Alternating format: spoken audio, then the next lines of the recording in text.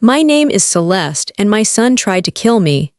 On the day of our 40th wedding anniversary, Thalen and his wife Jordan lured us to the mountains. They laughed, took pictures, and told us it was a healing hike. But when we reached the overlook, their smiles twisted. "Step back," Jordan whispered, and in the next breath, Thalen shoved us toward the cliff. 90 feet of empty air opened beneath me. The world spun. Rocks rushed up like knives. I thought it was the end. Then impact.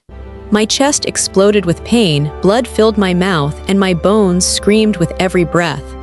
Beside me, Elias barely clung to life, and through his broken ribs, he forced out the words that saved us. "Don't move, pretend you're dead." That's how our story begins, not with love, not with family dinners, but with betrayal so deep it almost buried us under stone. But the truth is, betrayal never starts at the cliff's edge. It starts years earlier in whispers, in silences, in wounds we chose not to see. To understand why my son became my executioner, I have to take you back to the life we thought was ordinary and the night it first cracked. My name is Celeste Rowan, and I never thought I would live to tell you this. On a bright September morning in the Colorado mountains, my only surviving son tried to kill me. The trail was quiet except for the crunch of our boots on gravel. Pines swayed above us, their needles whispering in the breeze. My husband, Elias, walked close to me, his breathing heavier than it used to be, but his hand brushed mine every few steps as if to remind me that I wasn't alone. Ahead of us, our son Thalen and his wife Jordan looked like the perfect couple on a weekend adventure. They laughed together, stopped to take photos of the wildflowers, and called back to us with cheerful encouragement. If a stranger had passed by, they would have seen nothing more than a happy family enjoying the outdoors. But inside me, something was off. There was a tension in Thalen's voice when he spoke, a sharpness in Jordan's smile. It wasn't anything I could point to directly, it was just a feeling, the kind a mother gets in her bones when something is wrong with her child.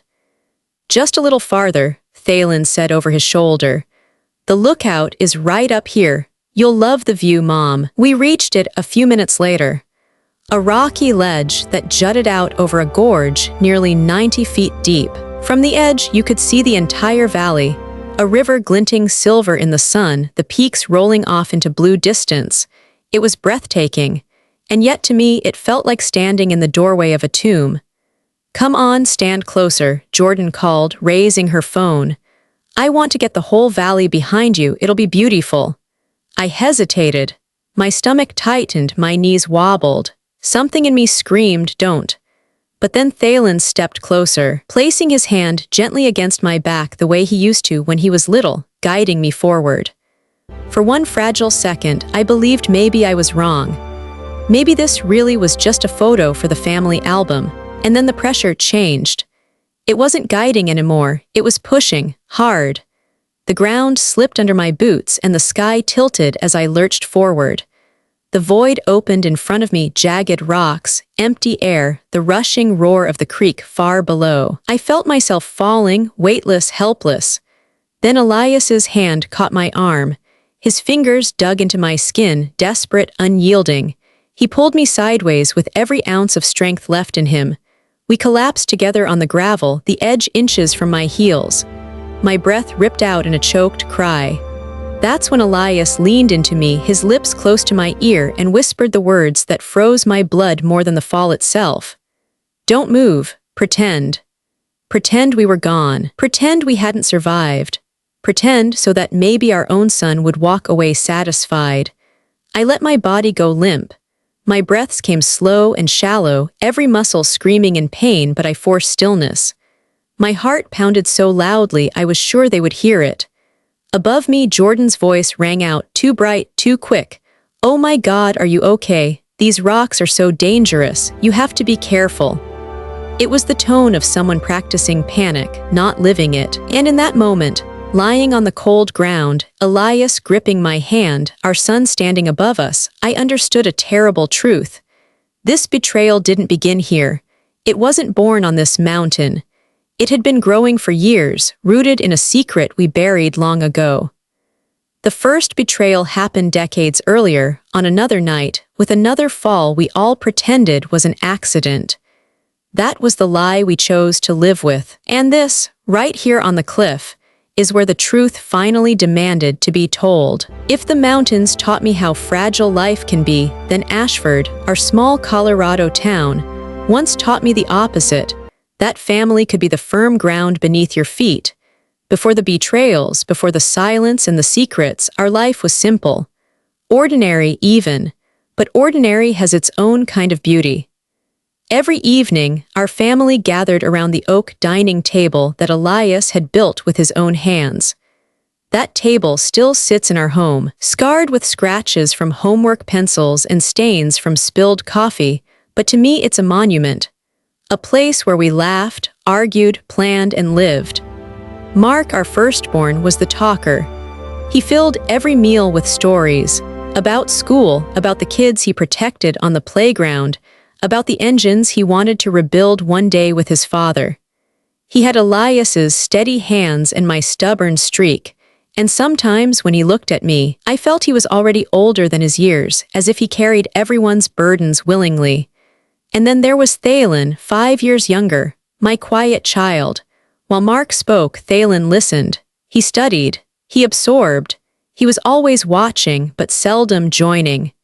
His fork moved slowly across his plate while his brother chattered beside him. I used to think it was simply his nature.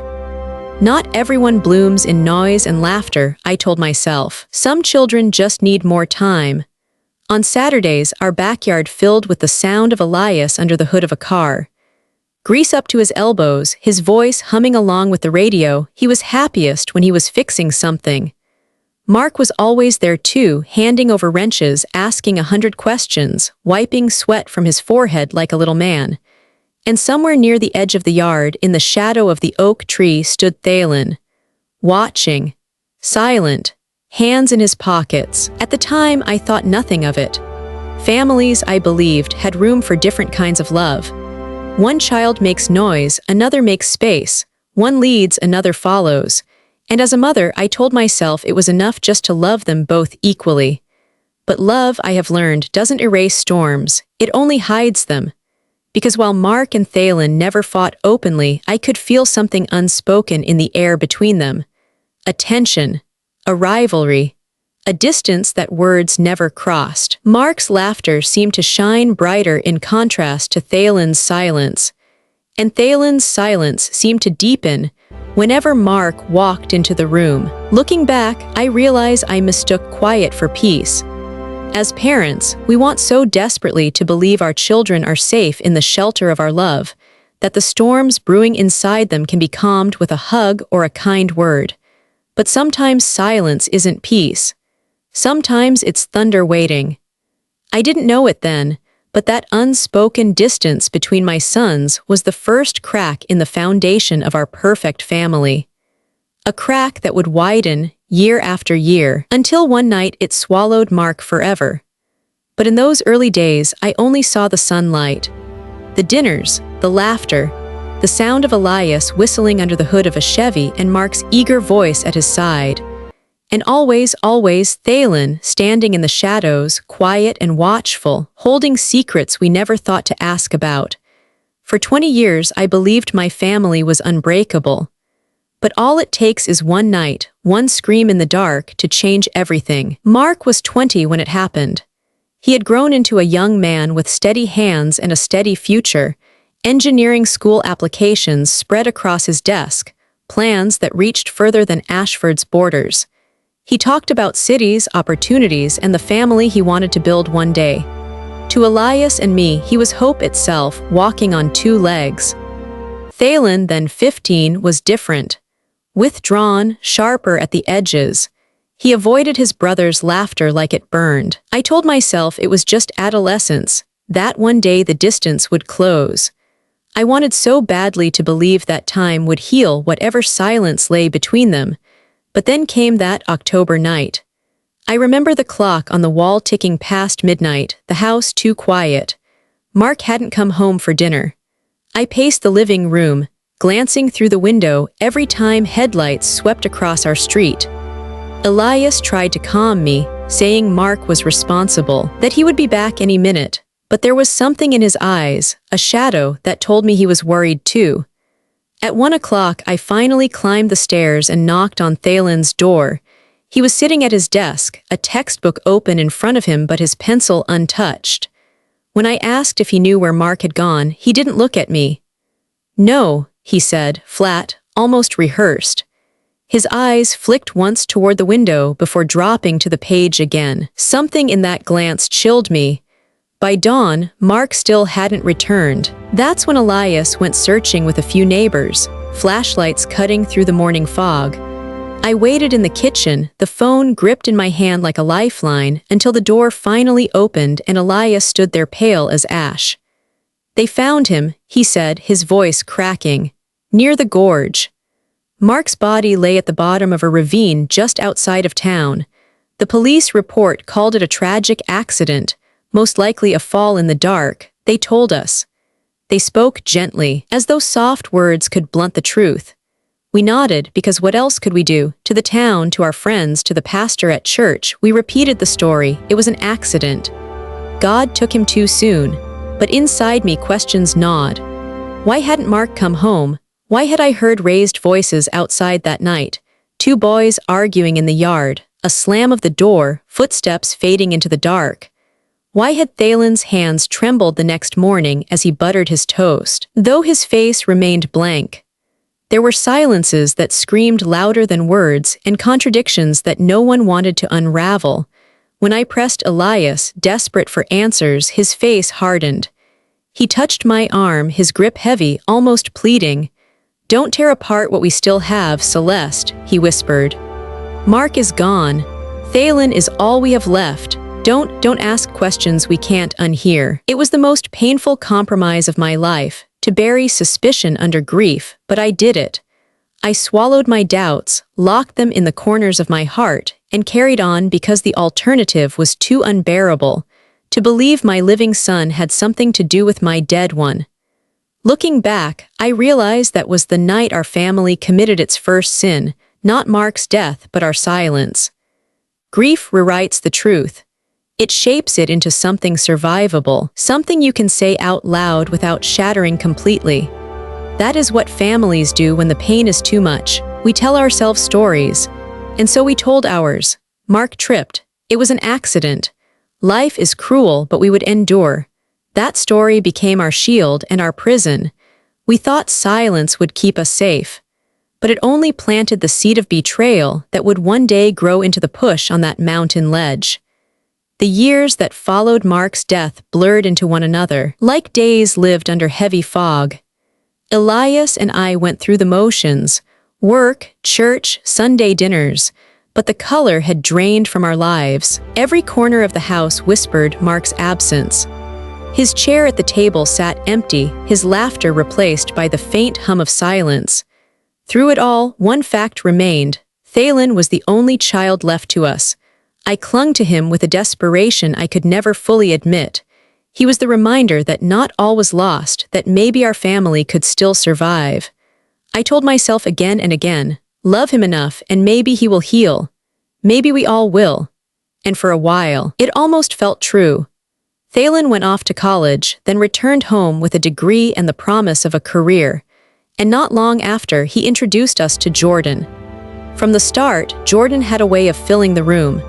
She was magnetic, smiling easily, shaking hands firmly, making eye contact that made you feel like you were the only person who mattered. She worked in marketing, ambitious and polished, the kind of woman who seemed destined for success. At family gatherings, Jordan was all warmth. She called me Mom from the very beginning, helped Elias carry firewood, and washed dishes after holiday meals without being asked. On the surface, she was everything I had hoped for, a partner who might bring light back into my son's life. But beneath the glow, I saw something else. It was in the way her eyes lingered a little too long on the family home, on the acres of land we had inherited from my parents, on Elias's old workshop with its rows of hand-carved tools.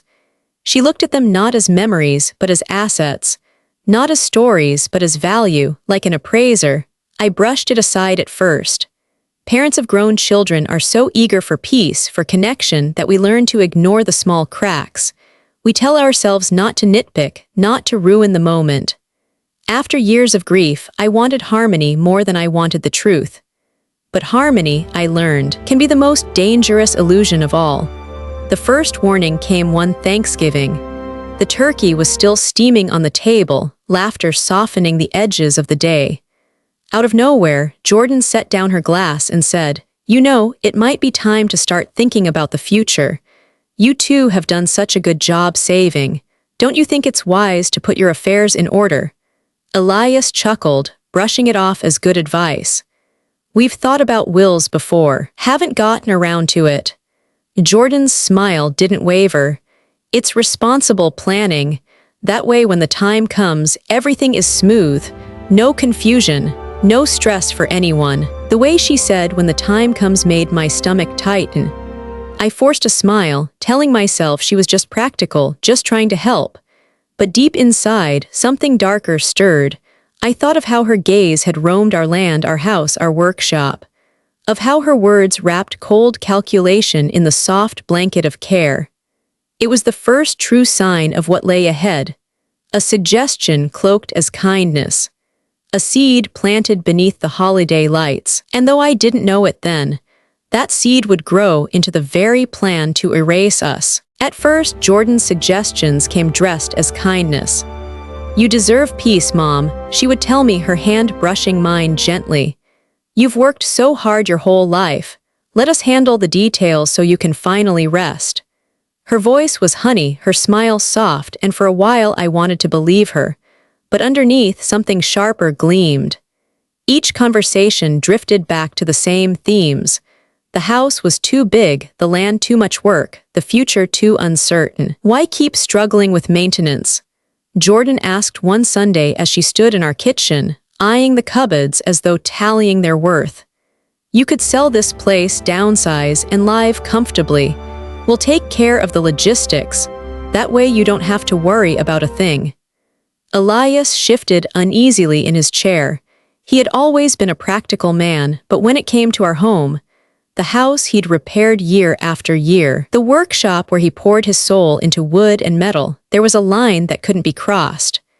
"This house is fine," he said firmly, his tone sharper than usual. "We're not helpless." Jordan's smile never faltered. "Of course you're not.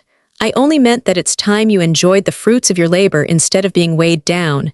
You raised your family. You've earned an easier life." It sounded loving. It sounded reasonable. But her eyes didn't match her words. As the weeks went by, the pressure built. Thalen echoed her arguments, sometimes in that same smooth voice, other times with impatience that reminded me of a storm cloud waiting to break. The breaking point came at dinner one night. We sat around the same oak table Elias had built decades earlier, but the warmth of old times was gone. Jordan had just finished another speech about responsible planning when Elias finally set down his fork and said quietly, "We'll think about it, but the final decision is ours." Something in Thalen snapped. His voice cut through the room, sharper than I had ever heard. "This isn't about you anymore," he said, eyes narrowing. "You need to think about us." The words hung in the air like smoke after a firework, impossible to ignore. Elias stared at him, stunned. My own throat tightened, but no sound came. For a moment, all I could hear was the ticking of the clock on the wall, marking the distance between who my son had once been and who he was becoming. That night, lying awake, I realized something I had been too afraid to admit. Manipulation doesn't always sound like rage. Sometimes it wears the mask of concern, slipping into your life as softly as a whisper. It tells you it's for your own good. It assures you it's love, and by the time you recognize the trap, you're already inside it. Looking back, I see that this was the turning point. Our son no longer spoke to us as family. He spoke to us as if we were assets, obstacles, things to be managed. The mask of love had fallen, and behind it, I saw not a child, not a protector of our name or our home, but a predator who had learned to smile while circling his prey. It was a winter night, cold enough that the pipes in our kitchen moaned with every gust of wind. Elias and I had just finished washing the dishes in silence. He stood at the sink, his shoulders heavy, his hands trembling slightly as he dried the last plate. Then, without looking at me, he said my name. Celeste. The sound of it was different, lower. Waited, I set down the towel, sensing something in him I hadn't seen before. Not irritation, not fatigue, but fear. There's something I've carried for 30 years, he began. Something I never told you. My stomach tightened. What is it? He turned then, eyes hollow with secrets. And as he spoke, the walls of our home seemed to close in around me. That night, the night Mark died, he said slowly. I saw them. Mark and Thalen. They weren't just arguing in the house like we thought. I followed them, to the gorge. My breath caught, the gorge, the place where Mark's body had been found. I heard shouting. Elias continued, his voice cracking. Mark was furious. He had papers in his hands, bank statements. He was yelling that Thalen had been stealing money. He accused him of taking what wasn't his, of betraying us. I gripped the back of a chair, my knees weak. And Thalen. He yelled back. Elias whispered. Said Mark was always the favorite, that we never saw him, that everything went to Mark and he was left with nothing. The words were full of hate, Celeste, more than I'd ever heard from him. Elias closed his eyes as if the memory itself burned. Then it happened. Mark shoved the papers in his face and Thalen pushed him, hard. Mark lost his footing. I saw him reach for something, anything, but there was nothing to grab, and then he was gone. The room spun. My ears rang. I wanted to scream, to tell him he was lying, but Elias's face held no deceit. Only 30 years of torment. You saw him push Mark, I whispered, my voice trembling. Yes, Elias said, tears welling. But Thalen swore it was an accident. He begged me not to tell you. He said he hadn't meant to do it, that he only wanted Mark to stop. And Celeste, he was our only child left. I thought if I protected him, he would change. That he'd carry the guilt and learn from it. I thought keeping him alive meant keeping our family alive. I pressed my hands to my face, but the sobs still broke free. Every memory of Thalen, the boy who sat quietly at the table, the man who called me Mom with that steady voice, shattered into something monstrous. You let me live a lie, I said through tears. You let me bury one son while protecting the other, and for what? Look at what he's become. Elias's voice was raw, pleading. I couldn't lose both of them. I thought silence was mercy. I thought love could cover it. Love. That word cut me more deeply than the truth itself. Because what Elias had revealed was worse than betrayal, it was decay. Decay that had been rotting us from the inside out for decades, hidden under layers of forced smiles and quiet dinners. And in that moment, I understood something brutal. Sometimes the love you give is nothing more than camouflage. A soft blanket draped over destruction. I had given Thalen every ounce of my heart, and all it had done was feed the mask he wore while tearing our family apart. That night, sitting at the same table where Mark once did his homework, I felt my world collapse. The betrayal wasn't new. It wasn't sudden. It had been waiting for me all along. The night after Elias's confession, I barely slept. Every time I closed my eyes, I saw Mark's fall, his hands reaching for something that wasn't there. And standing behind him, I saw Thalen, my son, watching, waiting, rewriting the truth.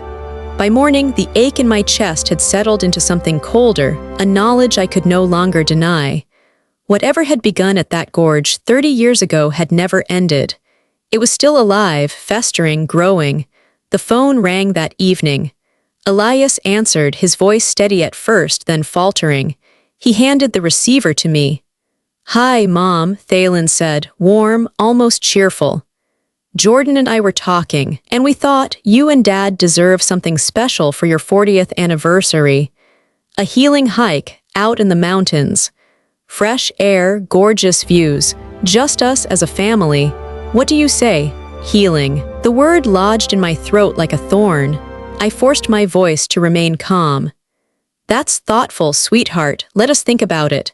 When I hung up, Elias and I exchanged a look. No words were needed, We both knew this wasn't an invitation, it was a sentence.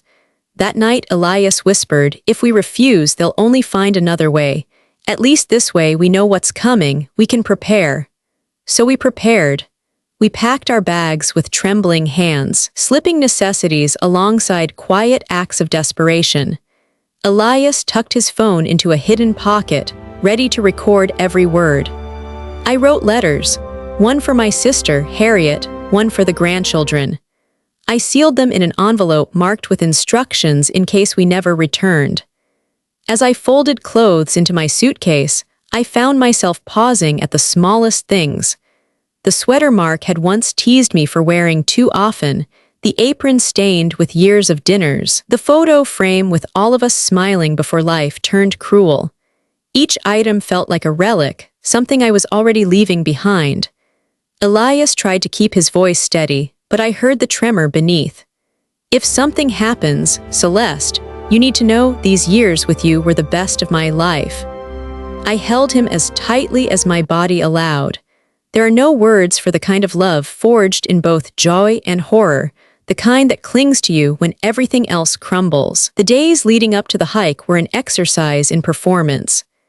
Thalen and Jordan visited often, laying out maps and talking about picnic lunches, their smiles wide, their voices syrupy sweet. I forced my lips into a curve, nodded at the right moments, even laughed when they cracked a joke. But inside, my heart pounded with every word. When your own child becomes your executioner, I thought, every hug feels like a farewell, every smile like a mask hiding goodbye. That final evening, I walked through our house one more time. I ran my hand along the banister Elias had carved, touched the workshop door where Mark once stood with sawdust in his hair, pressed my cheek against the oak table where family had once meant safety. I whispered to the walls, to the ghosts, to God himself, "If tomorrow is my end, let the truth live longer than I do." And with that, I closed my suitcase, my hands shaking, and braced myself for the trail where my own child planned to erase me. The morning of the hike dawned too beautiful, as if the sky itself mocked us. The mountains rose in the distance, serene and indifferent. For anyone else, this would have been a day for celebration. For us, it was a march toward execution. Thalen drove, humming tunelessly, his hands steady on the wheel. Jordan sat beside him, snapping cheerful photos of the road, of the sunrise, of the two of us in the back seat. She turned, her smile radiant. "You'll remember this forever," she said. Elias squeezed my hand under the blanket on my lap. We already knew we would. The trail began innocently enough, winding between tall pines and moss-draped rocks. The air was sharp and clean, the kind that fills your lungs and makes you feel alive. Except we were walking toward death, not life. Jordan pointed out wildflowers, stopping to photograph a bright cluster of yellow blooms. Thalen walked behind us, his voice soft with feigned concern. "Doing okay back there, Mom? Need a break?" Every step carried us closer to the inevitable. After an hour, Jordan stopped suddenly and clapped her hands. "Here we are at the perfect spot." She led us off the main trail onto a narrow path that climbed to a rocky overlook. The cliff jutted over the valley, its edge crumbling into a sheer drop. The wind was stronger here, the ground less steady. Elias's breathing grew heavier. My legs trembled, not from the climb, but from fear. Still, we followed, because turning back was no safer. "Stand right there," Jordan said brightly, motioning us to the cliff's edge. "The view is incredible." We obeyed, Elias's arm wrapped tight around my shoulders. Jordan raised her camera. "Smile," we did, our mouths pulling into shapes that had nothing to do with joy. Then, in a voice too low for the camera to catch, Jordan whispered, "Step back, just one more." It was the signal. Thalen lunged. Elias tried to hold him off, but the force was too much. My son's hands I once kissed when they were small, shoved against us with the weight of betrayal. The world tilted, the ground vanished, air swallowed us whole. I remember the rush of wind, the scream torn from my throat, the desperate reach for Elias's hand, and then the impact. Bones cracked. The world went black, then red, then unbearably sharp. I was still alive. Somehow, through the agony, I realized Elias was alive too. His voice, ragged and broken, reached me through the ringing in my ears. "Don't move, pretend." So I did. I let my body go limp, eyes open but unfocused, my chest rising so shallowly it looked still. The taste of blood filled my mouth. My ribs screamed with every breath, but I stayed motionless. Above us I heard voices. "They're dead," Thalen said after a pause, his tone cold, practiced. Both of them not moving. "Good," Jordan replied. Her voice was lighter now, almost relieved. "Then we just stick to the story." I listened as they rehearsed the script of our deaths. "We'll say Dad slipped first," Thalen muttered. "Tried to grab Mom and they both went over. We tried to help, but the rocks gave way, that's what happened." "Yes," Jordan agreed. "We were devastated. We did everything we could. Poor us, how will we survive this tragedy?" Their voices drifted, but each word carved into me like a knife. "To lie still, to hear your own obituary spoken by the people who pushed you there is no madness like it." I had imagined death would be silence. Instead, it was the sound of my children writing my eulogy while I still drew breath. And in that moment, broken and bleeding on the jagged rocks below, I understood. Love had not only failed to save us, it had delivered us to the edge. They carried us out of the gorge by stretcher, faces pale, bodies broken but still clinging to life. The helicopter blades roared above, beating out the rhythm of our fragile survival. Denver General Hospital was only 30 minutes away, but every second felt like a negotiation with death. I kept my eyes closed, my breath shallow, pretending the role of the dying. Elias lay strapped to a stretcher beside me, barely conscious, his phone tucked deep inside his jacket, our only silent witness. By the time we were rushed through the bright, sterile corridors of the hospital, I had perfected my act. To the doctors and nurses, I was comatose. To my son, I was defenseless. That illusion would save me. Thalen and Jordan arrived in the ER like grieving saints. Jordan sobbed into her hands, gasping, "We tried to save them. God, we tried." Thalen clutched his head, repeating the story of our tragic fall. Their performance was flawless, rehearsed down to the tremor in their voices. But predators often get careless when they believe the hunt is finished. Later that night, when the room emptied of staff, I felt her presence beside me. My son, my executioner. Thalen leaned close, her breath hot against my ear. "It didn't have to be this way, Mom," she whispered. "You and Dad should have just signed the papers. You made it harder than it needed to be." Her voice dripped with anger and then softened into something darker. Mark never understood either. He thought he could expose me, and look where that got him. Every word cut deeper than my broken bones, but I stayed still, my finger twitching almost imperceptibly against the sheet. That was when I saw her Iris, a young nurse no older than 25, standing at the monitor. She froze, eyes widening. She had heard it. She had seen me move. For a moment, I thought she would dismiss it as nerves. But then her gaze locked on mine, and I dared to shift my finger again, once, twice, 3 times. Her lips parted. She understood. Hours later, Iris returned with a doctor and 2 plainclothes officers. She leaned down, whispering so low only I could hear, "You're safe now, they know." And finally, I let my eyes open. The detectives listened to every broken whisper I managed, piecing together the truth. Then Elias, weak but alive, surrendered his phone.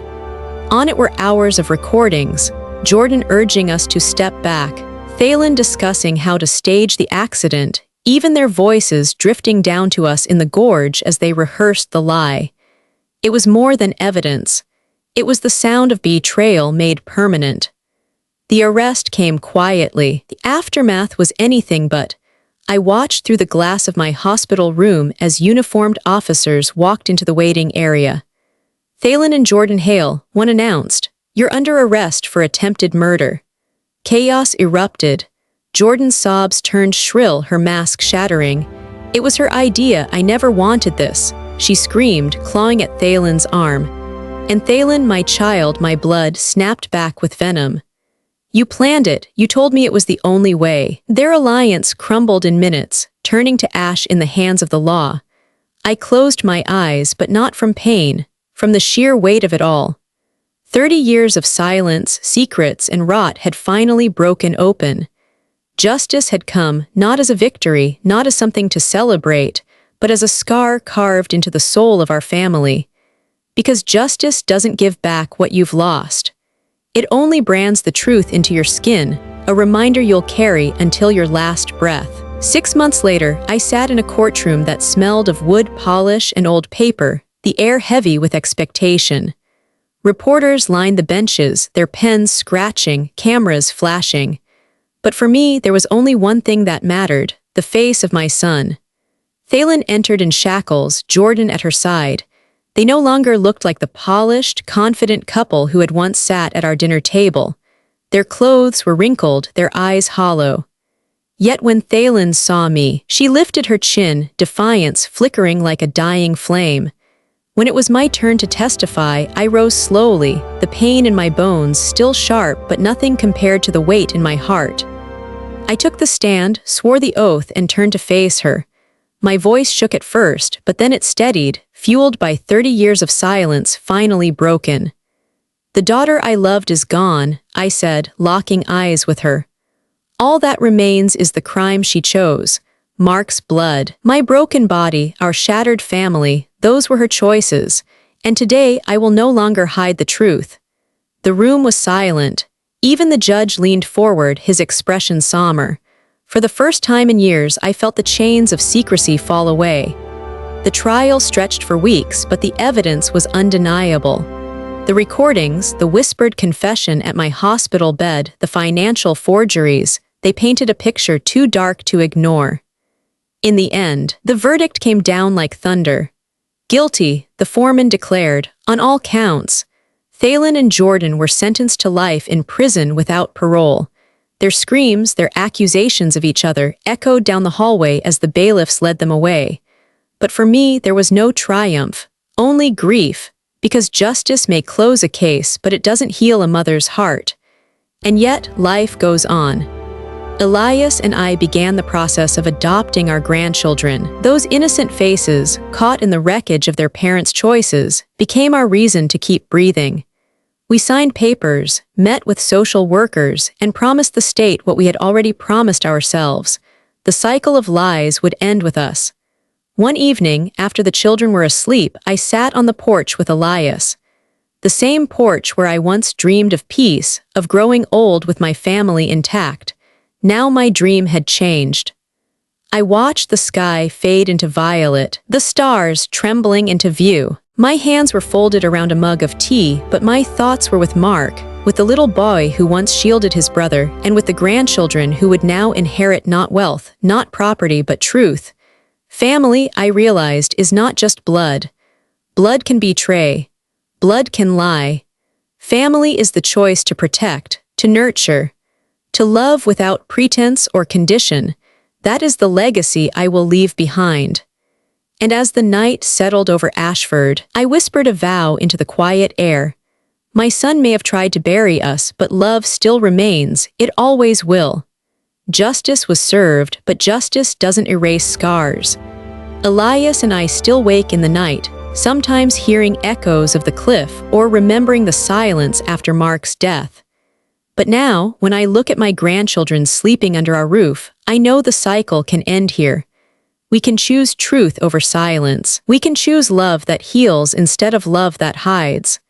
Family isn't just blood, it's the daily decision to protect, to nurture, to stand beside each other with honesty. That is the legacy I'll leave behind. And maybe, just maybe, that's enough. What would you do if the people you trusted most became the ones who tried to destroy you? Do you believe family is defined by blood or by the love we choose to give? If this story touched you, share it with someone who needs to hear it. And don't forget to subscribe, because sometimes the hardest stories carry the lessons that heal us all.